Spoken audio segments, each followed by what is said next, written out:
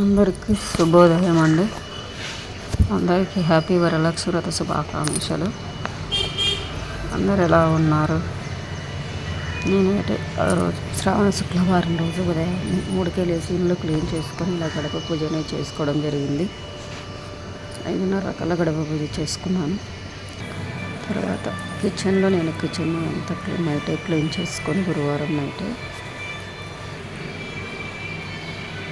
శుక్రవారం రోజు ఆగ్నేదిగో అనేది పెట్టుకున్నాను అండి. గ్యాస్కి కూడా నేను బొట్లు పెట్టుకొని నైవేద్యాలు చేయాలి కదా, బొట్లన్నీ పెట్టుకున్నాను.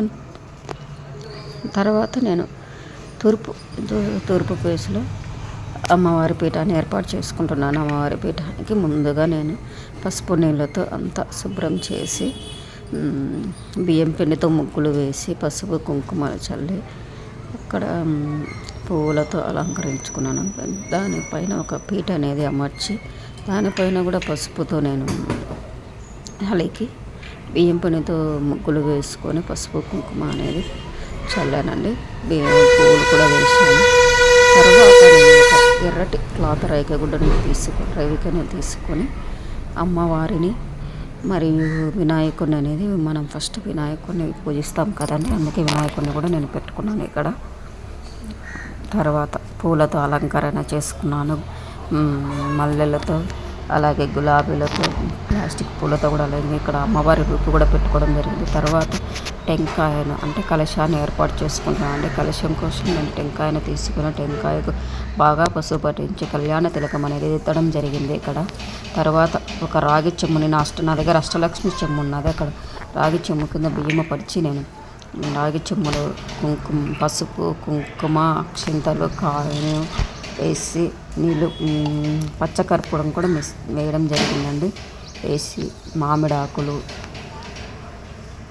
మరియు తమలపాకులు పెట్టి దానిపైన టెంకాయ పెట్టి మనం పూజించుకున్న టెంకాయ ఇక్కడ రాగి చెంబుకు అనేది నేను ఆకుతో కడుతున్నానండి.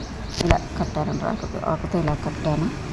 తర్వాత నేను రేఖని అమర్చడం, ఇక్కడైతే నేను కలశం మీకు పెట్టుకోలేదండి, చూపించడానికి మాత్రమే. నేను తర్వాత రాగి చెంబుపై కలశం పెట్టి పూలతలని మాకు ఎందుకు నేను కలశం అయితే పెట్టుకోలేదండి, వద్దనుకునే నేను ప్రతిసారి కలశం పెట్టుకోను.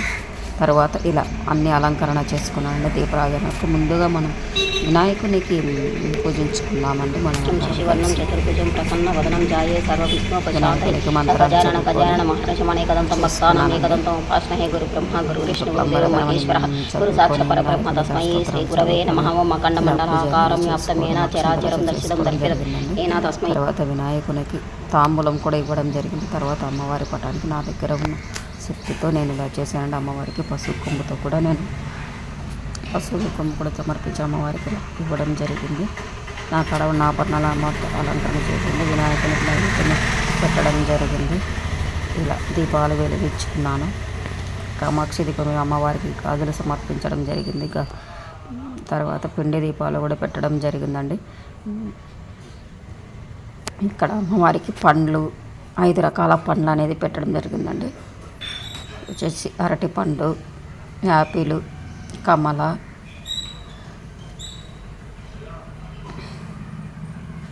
ద్రాక్ష ఇచ్చాను, దానిమ్మ పండు పెట్టడం జరిగింది. ఇక్కడ మా అమ్మవారు చీరను కూడా ఇవ్వడం జరిగిందండి. నేను 5 రకాల ద్రాక్ష పెట్టడం జరిగింది. నాకు 5 ద్రాక్ష పెట్టుకున్నాను. చీని అరటి టెంకాయ కొట్టానండి. అమ్మవారికి తాంబూలం ఇచ్చాను. 2 ఖర్జూర పండ్లు ఇచ్చాను. అమ్మవారికి ఇక్కడ పసుపు కొమ్ము కూడా కట్టాను. పిండి దీపాలు అనేది పెట్టుకోవడం జరిగింది. 5 రకాల